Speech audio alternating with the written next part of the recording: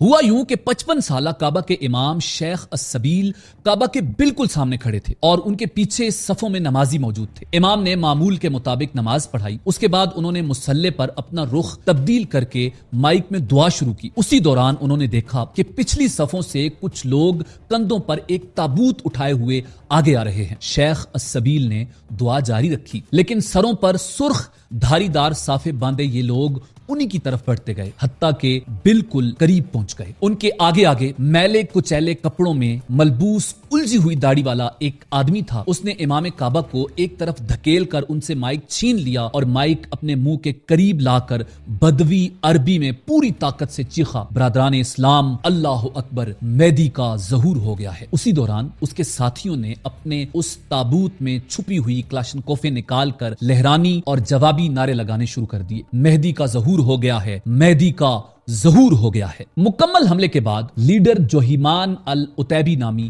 33 سالہ سعودی شہری سامنے آیا اور اس نے امام مہدی کی آمد کا اعلان کر دیا اور اپنے ہی ایک ساتھی کو سب کے سامنے بلا کر کہا کہ یہ محمد بن عبداللہ القحطانی ہے اور یہ امام مہدی ہے، آپ سب پر فرض ہے کہ اس کے ہاتھ پر بیعت کرو۔ کہا جاتا ہے کہ وہ رشتے میں اس کا بہنوئی تھا۔ خانہ کعبہ میں داخل ہو کر دروازے بند کر دیے گئے اور 1 لاکھ نمازیوں کو یرغمال بنا کر مسجد کو اپنے کنٹرول میں لے لیا گیا۔ طواف کعبہ روک دیا گیا۔ اس نے اپنے بہنوئی محمد بن عبداللہ القحطانی کو امام مہدی قرار دے دیا۔